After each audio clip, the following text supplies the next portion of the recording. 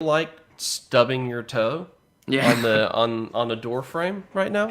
You Would hate you like yourself? that? Yeah. Do you absolutely loathe who you are as a person and want to use that as an internet browser? Then might I suggest Microsoft Edge? You know how you like using your computer? What if we didn't let you do that? What if you Introducing, couldn't? yeah, Microsoft Edge. I love it. I love it. I love it. I love it. Welcome everyone to a brand new episode. Week 2. Week 1 out of here. Week 2 in front of us now. Episode of You'll Never Talk Alone. I'm your friend Joseph Craven, joined by the one, the only Alex Level. Alex, as the kids say, hello. Bwah, bwah, bwah. All right. Well, I think we're just going to go ahead and sign off. I think we're done. Make you regret inviting me. This was a mistake. I could see that now that this was a mistake. Oh well, we're in too deep. We got to keep just pushing forward. As of right now, Liverpool sits comfortably in third place after 1 week. But a good 3-0 victory over one of our favorite teams, I think, to play against. In general, it's just that we just seem to have something against Norwich whenever we especially like in matches like this, like opening things up and all that. I don't know, like it's like Luis Suarez demoralized them so badly as a club and as like a franchise that they have not been able to recover, and we're still pulling off these victories like this. It's just kind of dominance and everything. But your immediate impression before we get into the nitty-gritty details, Alex, your immediate impression or reaction of that 3-0 victory that Liverpool pulled off. Yeah, another Suarez hat trick. Cannot believe it. What a expected turn of events. I mean, it's a great way to start the season. You can't really argue with that. I know 3 goals are great, but no one got hurt. That's what I'm more impressed about. That's what I'm more happy about. Absolutely. And it's like Luis Suarez started it off. Mohamed Salah's continuing the trend now with just an absolutely dominant performance. But yeah, so it was good, and we've avoided injuries. And as of right now, I mean, we're doing pretty well. Not only have we avoided injuries, but Andy Robertson is like making miraculous recoveries. He's way ahead of where he should be. So as of right now, it's been a good off season and start of this new season with players returning and players recovering. So easing past this particular club in Norwich, easing past them in week 1, as we mentioned, strong performance from Mohamed Salah, who loved getting an assist to Jota so much that he also got an assist to Jota's replacement, Roberto Firmino, and then scored himself. Just kind of a strong one. What was working in this particular match? What led to such a strong performance from our Reds?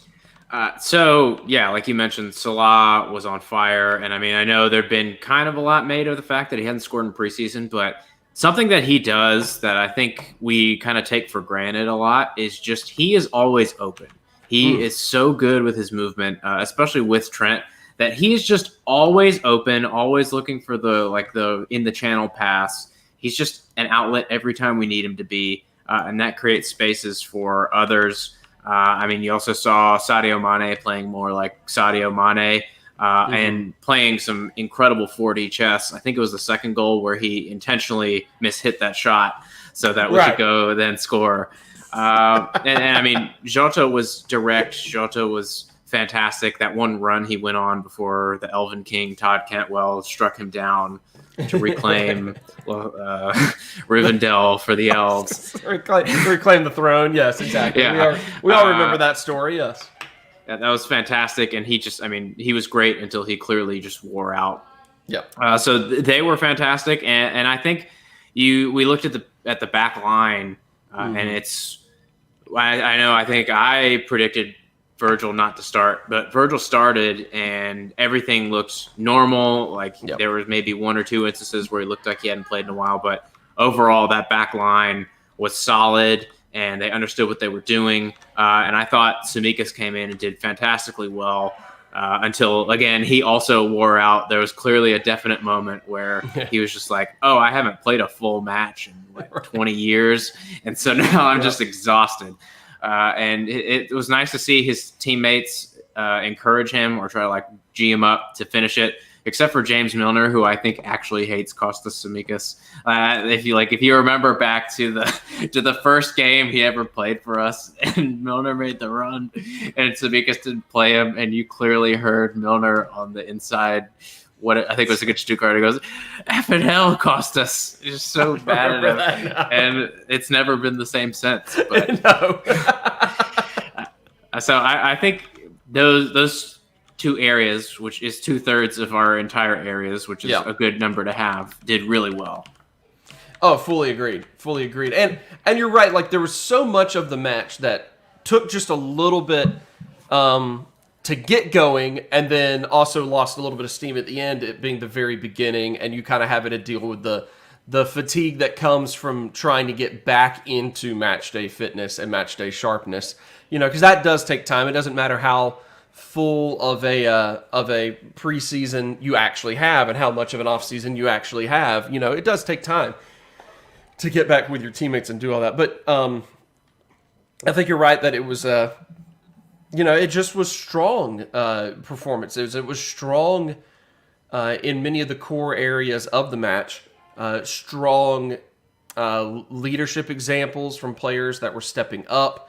I think Krostas, as you always call him, I really loved what I saw out of him. You saw somebody who said, okay, we know how important Andy Robertson is to this team, and I know that I'm not Andy, but I know that I can step up and perform and bring the energy that Andy often does. And once you saw, because we haven't seen him much at all, once you saw that energy, I think you saw why it is that we targeted him as a transfer target to begin with.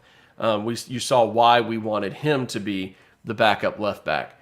I really liked what I saw of him. He had some moments that were definitely, you would say, a little bit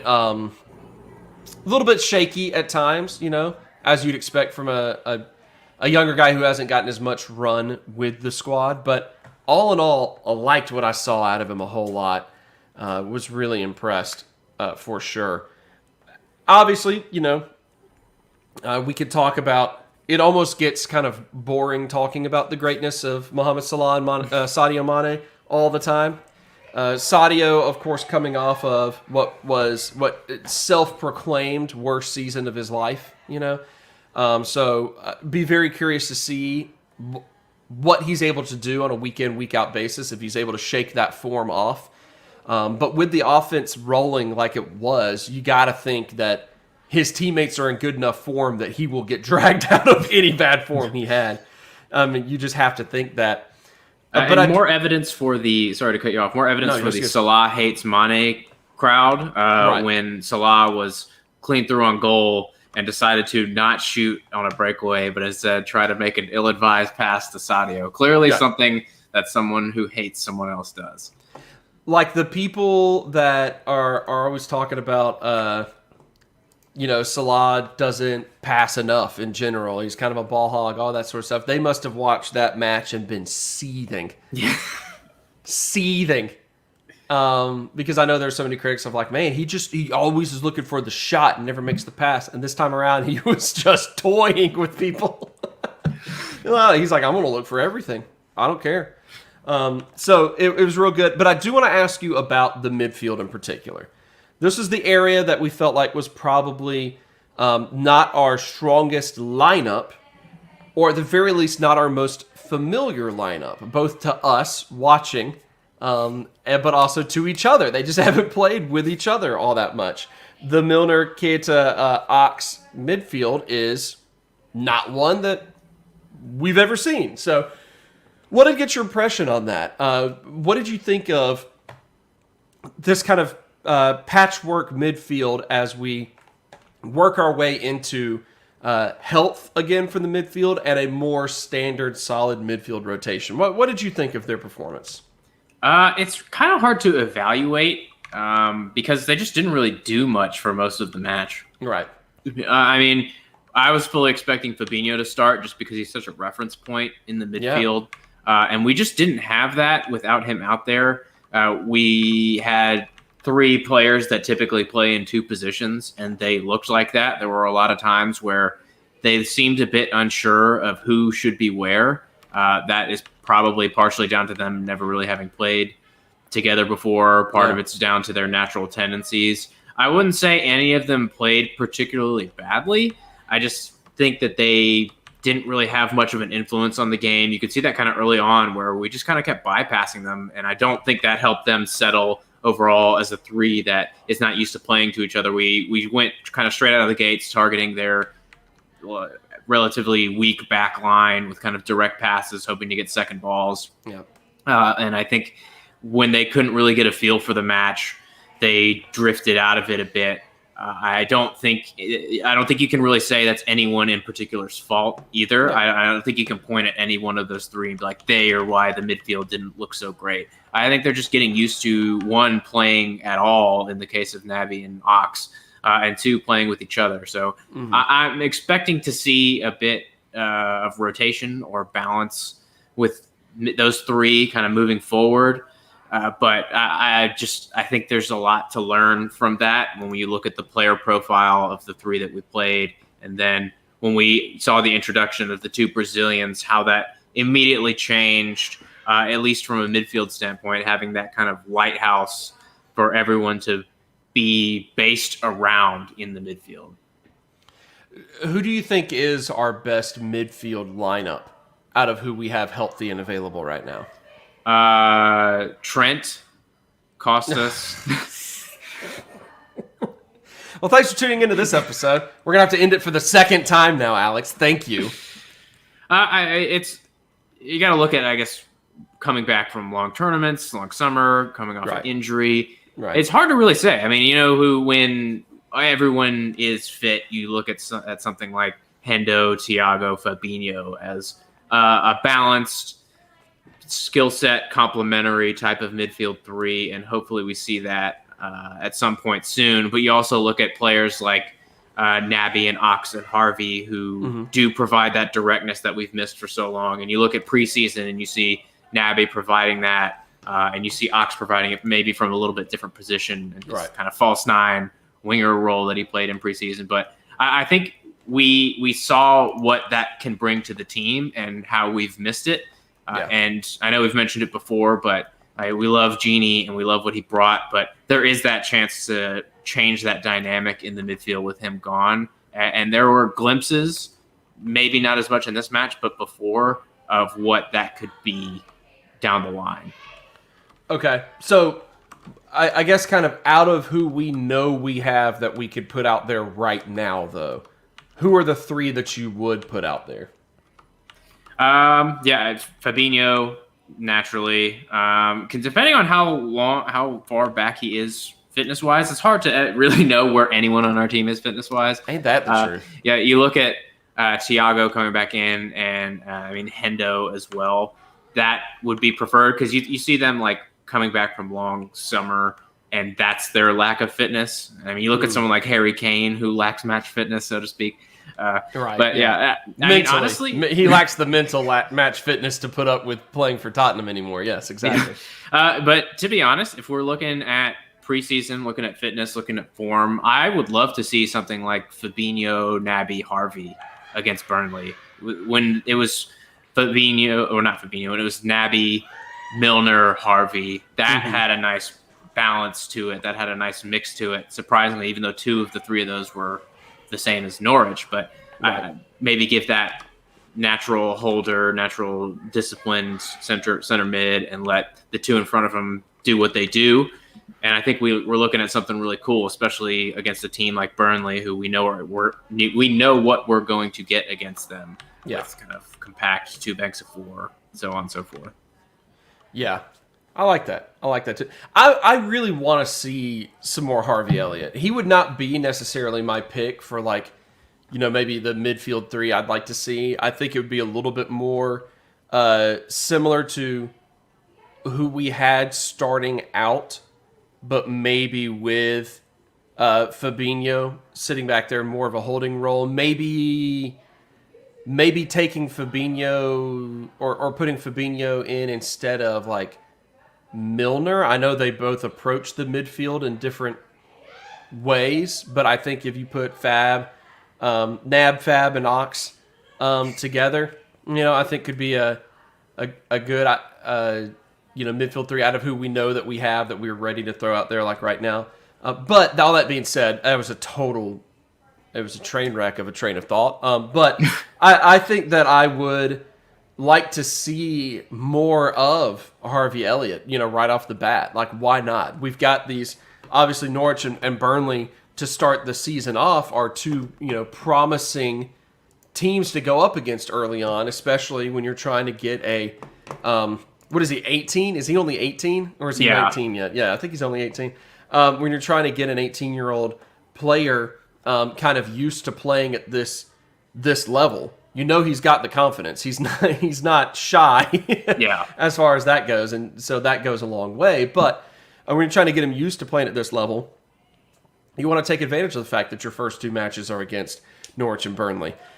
Because, Chelsea's looking like they could be a pretty intimidating team this year in general. You don't want to throw him out there to that, early on. You want him to be able to play. So, yeah, I'm kind of with you on this whole, why not start Harvey Elliott? If you really do think that highly of him and what he can create from an attacking mid spot, even after he's, more of a natural winger, why not? I think that would be a pretty fascinating thing, but maybe we don't feel comfortable with the risk level. I don't know. So the midfield three, we discussed now a little bit there and kind of worked that out. But are there any other lineup changes that you would like to see made heading into the Burnley match off of the Norwich match? Is there anything else that you looked at and you're like, okay, like that was working fine, but I'd like to do this instead? Are there any ideas at all there? Maybe not anything to really change personnel-wise. I'm curious to see if Bobby or Jota will start. I liked the look that we had with the three that we started with, but I also liked the look that we had with the three that we ended with. So yeah.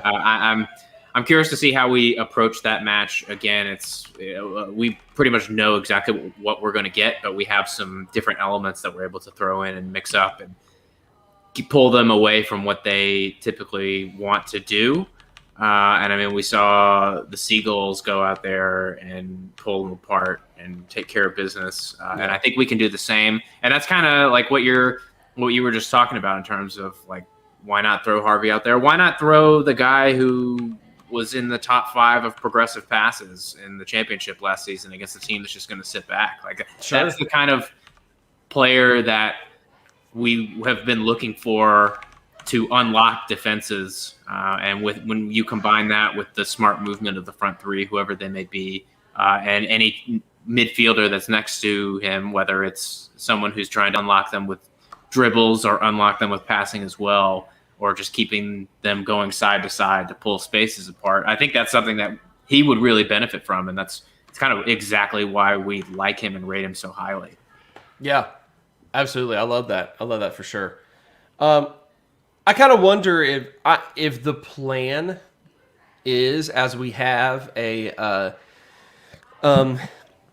aging Bobby Firmino, at the ripe old age that he is now, basically 1 foot in the grave, Roberto Firmino. I just kind of wonder if the plan is to maybe work him in as our new super sub. And start Jota in this more central role.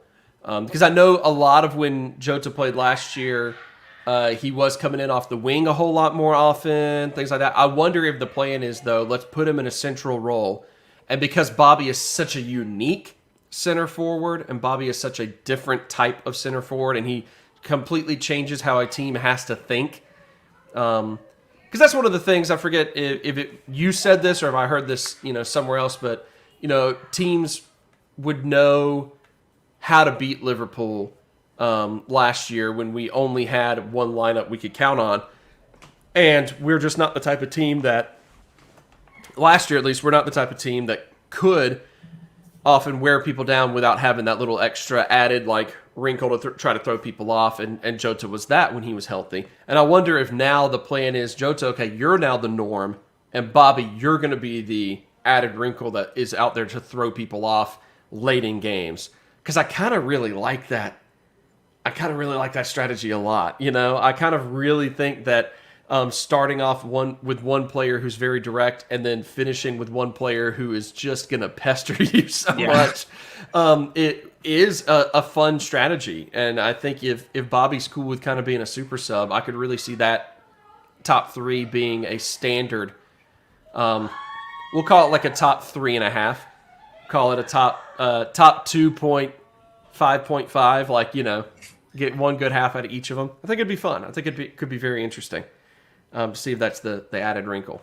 Yeah, and it's interesting because you look at how our shape was in a lot of this match, and it did kind of almost look like a diamond. I know we've asked for that. We've seen it before more when like someone like Shaq was playing, and you would see Jota really deep, but at the same time, and this explains why he was so freaking exhausted, he would take up to like typical center forward positions, and you look at how he scored his goal. It was because he was in the box waiting to do something that a forward would do. Yeah. So that I do really love that element. And I mean, I know we saw him thrive off the wing last season and we loved it, but when you look back at his time at Wolves and when he really shone in the Championship and the Premier League, he did that as like a second striker. And that is kind of what he's doing almost as like a third striker in a sense to someone like Mo and Sadio who are pinching in, letting the fullbacks overlap, and they're the width only sometimes. So I'm with you. Like, I'm okay with Bobby being a super sub. This is kind of what we envisioned for him anyway, although with like a new player instead of Jota, but it's still fun. It's still great to watch and it's still leading to goals. Yeah, and this goes a little bit back to what I was talking about last week, where this is, you know, one of the reasons why I'm not quite as hurt about the lack of signings as, like, my heart tells me I want to be, you know, because my fandom heart says I should be as livid as possible about our lack of summer signings. But my head goes, well, you know what? We really didn't get to see our summer signings from last year all that much. So we don't even know if they are filling the needs, if they are, you know, filling in those gaps already, doing it themselves. We don't quite know that yet. So this would be good to see. So yeah, anyway, I don't need to harp on that anymore, but it kind of goes back to that point I was kind of making last week of, hey, like, we actually are going to see what our actual intentions were. Yeah. We're gonna see why we brought in Thiago and why we brought in Jota and why we brought in Tsimikas and why, you know, like, why we did all this stuff.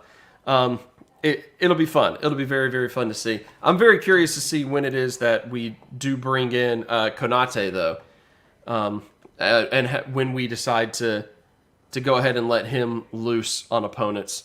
I think that could be a lot of fun. And I mean, he was sitting there on the bench as well. Taki, like, why did we bring Taki in? Well, I mean, there's a reason for that too. So we haven't seen all that yet, and it'll be really fun to see. And I'm curious if we do a little bit different rotations against Burnley as well. All right, so let me ask you this about Norwich before we kind of put that match to rest, because quite honestly, kind of just beat them. Yeah. And like, it's okay. Like, that's good. That's what we were supposed to do. But is there anything out of that match that you look at and you feel like is a good takeaway moving forward for the rest of the season? Like something that actually has some sort of like permanency to it, something that actually means something, and it's not just a opening match against a newly promoted team and we drubbed them. You know, we gave them a welcoming gift of Mohamed Salah just doing whatever he wanted. Like, is there anything permanent you can take? Yeah, I think there's a couple things. One, that Alisson Becker can still do what he needs to do when he's not really involved that much. There was that one just incredible save that he made to keep the clean sheet. Oh my gosh. Yeah, we haven't even talked about that. That might have been the moment of the game. And it was just so, like, the game was so in hand at that point. That might have been the moment of the game, and we just so easy to be like, okay, yeah. Yeah, like, oh, that was a cool, incredible, unbelievable save that he just Right. did. Yeah, like that is fantastic to be able to call upon. I mean, again, we've talked about it, and I know it's a newly promoted team and they're not exactly the best, but I mean, we learned that Costas it's Costas season, across the season, as my fantasy team name suggests. Like, he can do it. It looks like Andy's going to be back pretty soon, but in the meantime, I'm not really worried. Like, if we were to look at someone like if Trent went down and Nico Williams was the starting right back, like there would be a different level of kind of comfort around that. And that's more of a testament to Trent's world-class abilities than like trying to have a go at Nico Williams there. Sure. And then, sure. Yeah. And then, I mean, we also learned that, like, don't play that midfield three. Don't do that. We need a little bit different look. Again, not because any of them are particularly terrible, but it's just because they're it's a little too familiar, too similar to really thrive. And I mean, finally, the takeaway, like, I think what you brought up about the look against Burnley, and like we're seeing what we intended to do with these summer signings, like that's our new thing. Like, we will have different groups of players for different types of opponents where we couldn't last season. That was the goal, was to have, like, we've got these players with these skill sets that are good at breaking down these types of teams or taking advantage against these systems. Hopefully no injuries happen so we can actually continue to do that. But I think we'll get a good look at that when we look at the Norwich match versus the Burnley match. Yeah. I think you're right. I think you're absolutely right. Let's talk a little bit, though, about the Burnley match that's coming up. Obviously, you already referenced Burnley.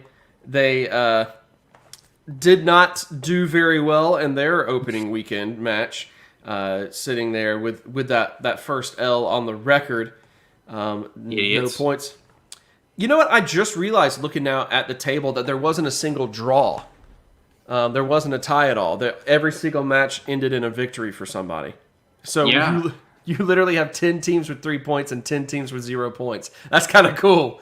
That's actually kind of really cool. And home teams actually, like, did well. It turns out fans are kind of important to playing at home. What? Shocking for sure. But as you mentioned, Burnley is a team that will, sit back more. That will be kind of your almost a modern day throwback of a small club team. We've gotten kind of used to, like, the Leeds and the Villas, and the Brentfords, who show up, as soon as they're promoted and go, hey, guess what? We actually attack. Burnley's not so much that way. They're kind of still that same old mentality of sitting back and trying to just annoy you until you die.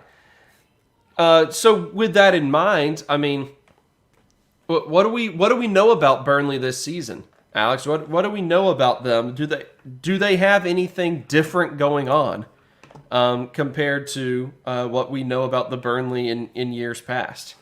No. Perfect. So what do we do then when we're going up against an opponent like this? What's the mentality in what could be viewed almost as like an extended preseason match in a way? Like, what do we do? How do we have to approach this sort of thing, you think? Definitely got to stay sharp. They're one of the teams that are waiting for you to make a mistake. And we've seen it before in losses against them, where it's just when something stupid, we get complacent, we overthink something, or something unfortunate happens. They're able to take advantage. That's when we get in trouble. But I mean, I think it comes down to the approach, and I know we've touched on it, like who plays. That could be a huge factor. I think we will have enough class to overcome them. Sure. And surprisingly enough, like when you look back at some of our big results against Burnley, and most of these are away at Turf Moor, but we weirdly score set piece goals from center backs. Like, we just kind of shove it down their throat that, like, this is what you want to do, but we're a better team and we're just going to do it to you anyway. And we're also going to do it with weird players. Like, we're going to have Dejan Lovren assist Ragnar Klavan in the last minute, and we're going to have Nat Phillips finally score a goal. Like, it's just Right. it seems spiteful the way we've gone about doing that. It's like, you want to be a difficult opponent? Wonderful. Yeah. Wonderful. We're gonna play our most absurd team or play against you. We're just gonna have to do it, and you brought it upon yourself. I love it. I love it. I kind of forget that that's always Burnley that we pull that crap against. Yeah, it makes no sense, but I love it. Yeah, it's deeply satisfying for making absolutely no sense. Just deeply satisfying. So, okay. That in mind, then, let's just talk a little bit about what you might expect. Are you expecting more? I know we've talked about the possibility of it, but now, would you say that you are expecting more rotation in our lineup? A little bit different. Are you expecting this to be us putting out our strongest 11 to make sure they are ready to go for when we have to go up against Chelsea and really like start the meat of the season again?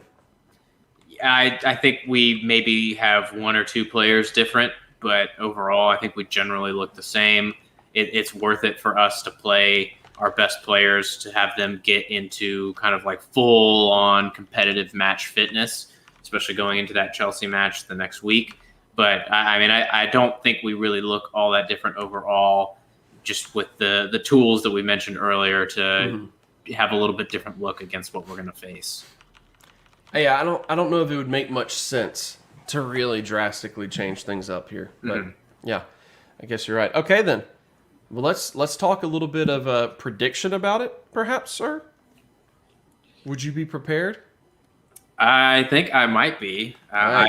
You seem uncertain. I will give you a moment to collect yourself if you need it. I'm really just thinking ahead to it's going to be Anfield full again for a Premier League match. Like that. The preseason matches were great to see the crowd, but this is this will count. This will be a whole different ball game. Yeah. It's going to be incredible. All those stupid things that happened at home last season will just be shown to not really matter. Just be like, oh, that's why that happened, because everyone on their team was hurt and they had no fans, which was not something that anyone ever took into account when they were talking about what happened. They were like, it's probably because Klopp worships Satan. Mm-hmm. It wasn't like, oh, they're starting with a shoe at right mid. Yeah, exactly. And I mean, truth be told, I thought that Satan was a pretty good signing. Yeah. I mean, for the value, for the price point we actually paid for him, I think for the value he was a pretty good signing. So I don't understand why people were so upset about that. But yeah, it's Moneyball, people. Right, exactly. Thank you for understanding it. Thank you for understanding. But I think overall we'll just break them down. We'll wear them down. An early goal would be incredible. That would be so great. I think someone like Salah could do it. I think he's finally finding his shooting boots. And I say finally in the sense that it was only like 3 weeks where he didn't have them right. in games that didn't matter. But he's hit the ground running, and he'll continue to do that. And when we're firing, we've shown that we can just pull Burnley apart and really take it to them. So I'm not expecting any difficulty in this match apart from the fact that it's at 6:30 a.m. Central Time. Yeah, exactly. We did not really do very well at any point in last season that I can remember with the early matches. I feel like that was kind of one of those things that we just weren't ready for. So we'll see how that pans out for sure. But let me ask you this question, though. Now that we've gotten Norwich out of the way, looking to Burnley, and then, of course, after that, looking to Chelsea. Are you feeling, now that with the first match is done and we're heading into the first home match, are you feeling better about this season, about the same, or any worse about this season now that we've actually gotten one match done with? I'm feeling great that the routine is back. I'm feeling about the same overall about the team. Like, we knew we were good. We know we can beat anyone on our day. The thing is, it's a long game. It's a marathon, and it's something that we got to see if we can withstand that. But luckily for us, we've seen some other people around us already stumble, not just in results, but with terrible third kits. So I think we're in a good spot. We just got to keep it going, and the more we can continue this run of good form, the more pressure will kind of pile on our opponents, because again, it is kind of pressure on them. Mm-hmm. A lot of people are sleeping on us for kind of doing well just because we don't really have anything flashy to show off immediately. But I think that will work to our favor, and it's kind of exactly the position we want to be in. Yeah. Oh, for sure. For sure. It makes me feel better because it kind of reassured us of what who we thought we should have been all of last season coming into what was supposed to be the title defense year and all of that. Like, this is a little bit more of like, hey, we haven't gone anywhere. Like, you forgot about us last year, but we're still the same team that won the league faster than anyone else has ever won the league before. So it's kind of a big deal. You did already mention the one non-Liverpool related thing I was going to bring up. So let's go ahead and get into it right now. Of course, if you've listened to the podcast for a little while, you're familiar with a segment we bring up every so often where we take a look at other people's kits, team kits and all that, and call it for kits and giggles. And we've got, first of all, we have not talked about the Liverpool kits for this year, so I want to talk about that. But we also have this whole incident that is going around the internet right now with Puma and the third kits they have produced for a myriad of teams that all look the same, that don't look good, that look like a generic t-shirt. It looks like a knockoff t-shirt design, I think. Like, that looks like, you know, you go into a department store and the department store has the right to, like, put the sports team brand on there, but not the right to copy, like, the sports team's, like, actual, like, design and branding that, like, Nike or Adidas or Puma or whoever it is has. That's what it looks like. It looks like a knockoff. Who all has it? It's, like, City has it, right? City, Gladbach, which is a shame. Ooh, Gladbach was real bad. Yeah, Valencia, PSV... kind of all those, Milan, all the notable Puma-sponsored teams, they have them, and they all look the same, and they all look terrible. And then the only people that really tried to compete with them are Adidas with the Juventus third kit that looks like it. Like, there's someone found it. It looks like Serbian, or I don't mean to cause offense, but I think it used to be part of Serbia. Yogurt. That's the word I'm looking for. There's a yogurt brand that looks exactly like the kit. What? Please send that to me. I'm unaware of this. I'm not.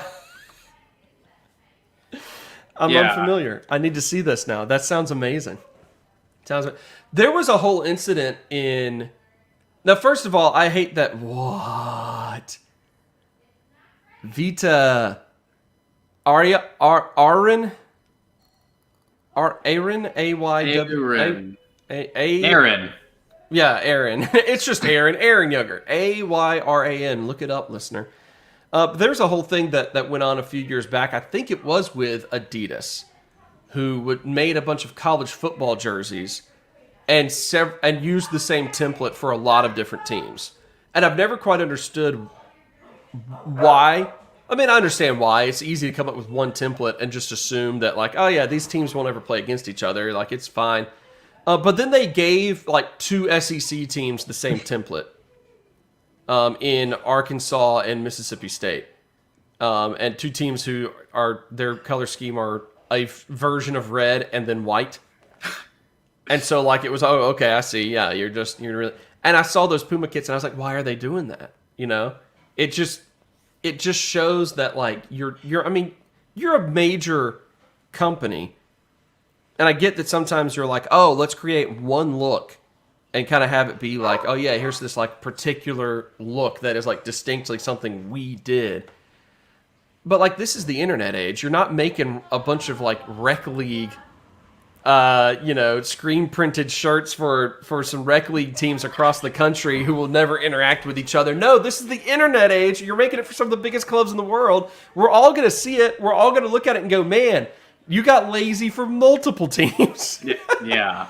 And then there's the video of the player for, was it Fenerbahce? Who just couldn't find the crest. He couldn't find it. He was trying to kiss the crest and he couldn't. So our rating scale, of course, for kits and giggles is lit kit, meh kit, and then, of course, the shit kit. And this was 100%. I think it's easy to say Puma really made a shit kit on this one. Yeah, put the poo in Puma with those kits. Oh, so beautiful. So beautiful. All right, and for us, of course, we know what our home and away kits look like. And we've actually seen the new red kit in action a little bit now in the Premier League with the Premier League numbering and everything on it. How are you feeling about that red kit now? Because I feel like last season we made the comment that a lot of times we reveal the kit and we're like, I don't know if I like it until I see it on somebody. And then you see it on somebody, and you're like, okay, now it looks fine. You feel that way about this one? Yeah, I think it looks really good on a person, and I think it actually looks better than last season's on a person. Something about the collar on the home kit last season, like the way it was, as a very articulate way to put it. Nicely done. It just it had weird folds. It was too angular. It just looked too thick. Maybe I liked the colors, but it just didn't really do it for me. But this one, it just seems more sporty, more just athletic. It seems more like a jersey, I guess. Yeah, or at the very least, it definitely seems like more of a modern jersey. And I feel like last year's home kit and this year's away kit to an extent are kind of trying to look a little bit like one of those vintage. Maybe it's just because it has the collar. I don't know, but it kind of has that vintage jersey look. I do like this year's kit more than I did, but I don't like it as much as I liked last year's. I liked last year's, and maybe it's because I have a weakness in my heart. I didn't mean to get choked up, but I do. I have a weakness in my heart for retro looks and retro aesthetics and everything, and that kind of had a bit of that. But I do like this one. I don't know if I'm going to give it a lit kit rating myself for this year's home kit. I'm going to give it the highest end of the meh kits. I don't hate it. I don't love it. I don't think I'm going to rush out and buy it. Yeah. That's my rating. I agree. I think the only one I would consider paying full price for is the away kit. I really like the way that looks. It reminds me a lot of Roma's away kit last year, which I thought was one of the best ones, even for a Nike template kit. But there's nothing about any of the kits that I've seen so far that's I have to have this now. Yeah. I will give a lit kit rating to this year's away kit. I don't know. There's a lot about it that I enjoy. I like that it's that little bit of that off-white, that stone look that they're going for. I think they nailed it with that color scheme. There's a lot going on. So much so that I did impulse purchase some knockoffs, some Chinese knockoffs of it while watching the Norwich match. I've got a. That's another one of my weaknesses is ordering Chinese knockoff jerseys for $15. So I've done it. I'm gonna give the away kit a lit kit rating. I think it's good. I think it's clean, classy, and executes the aesthetic that they're going for with last year's kit better than last year's kit did. Yeah, I can't wait to see when you get it in April for the home stretch of this season. Right. It'll be great to have it as I get ready for the 2022 season as a throwback to the 2021 season. Yeah, wonderful. It'll be great timing. Great timing for sure.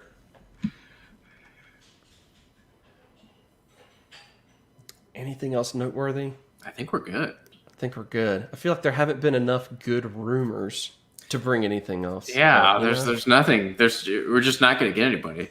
No, we're just not. And why even try to entertain a rumor if we're just not going to get anybody? Yeah. So, week 1 in the books, as we said, and we're going to wrap up week 1, or I guess week 2 of the podcast as well here, now that we have gone through just relishing the fact that the season is back, and the fans are back in the stands, and we've got Van Dijk back. There's just so much good going on. It just feels right once again. Even if we have to wake up early on Saturday to watch our team play, we'll do it anyway. We won't even feel bad about it. We may physically feel bad from having to wake up earlier than we want to, but we won't feel bad emotionally about getting to hear the fans in action once again in the Premier League. It's going to be so sweet, so wonderful. Alex, give us a scoreline prediction for our inevitable destruction of Burnley. 3-0. Woo! We're just going to win every game for this whole season, 3-0. I'm in. I'm all about it. In fact, I'm going to say the exact same goal scorers too. Same goal score, same minutes. Same minutes, same situation. It's going to be Mohamed Salah assists on the first 2 goals. Everything. Just, it's going to be the game tape. I think that you could put like a holographic replay of our players from last week against Burnley, and the exact same result will hold. Burnley will not be ready to do it. Even if they had could watch and memorize how exactly the game went down, they wouldn't be able to stop it. Yep, Just think that's what's going to happen. So that will wrap things up here on this episode. Alex, it's great to have the season back, isn't it? It's so great. It's so, especially with the fans back. Like you really don't realize how bad the fake noise is until you don't hear it anymore. It's just so much better. It feels. I know it's not really getting any closer to normal now, but it just feels more normal to see this happening. Yeah, and I think that's one step in the right direction. You know, like as we continue as a as the human race continues to have to grapple with everything that's going on, with the ongoing pandemic and everything, like part of the return to normalcy is being able to healthfully and safely start to feel normal again as well, and having sports back to what they're supposed to be, and you hope done and executed in a safe manner, obviously. I think that goes a long way. I think that's huge towards the recovery process. I think sports are an important enough cultural thing that they can help us heal as well. So it just, it feels right. It feels right. So, indeed. Thank you, everyone, for tuning into this episode of You'll Never Talk Alone. We do hope that you are staying safe and healthy out there, wherever it is that you're listening. I hope that you are doing what you need to do to keep yourself safe and healthy, and that you're looking out for your fellow people as well. Then that is an important thing for sure. That over there is Alex Lovell. Thank you, Alex, for jumping in tonight, sir. Thanks for having me. Sorry for ending the podcast early twice. Well, you pulled it together. You're recovered. And while I don't think that's worthy of a gold star, I do think that's worthy of an honorable mention that you at least got your act together for the last 20 or so minutes of this episode. I'll take it. I'm your friend Joseph Craven. Shout out, of course, to our friends Will Caves, Zach Osborne, and as always this season, dedicating this episode in honor of Andrew Ainsworth. Thank you all for tuning in to You'll Never Talk Alone. We'll see you again next week. Or maybe we won't see you again. We'll talk to you again next. We'll be in your ears again next week. I think that's more accurate. Yeah, thanks for not lying.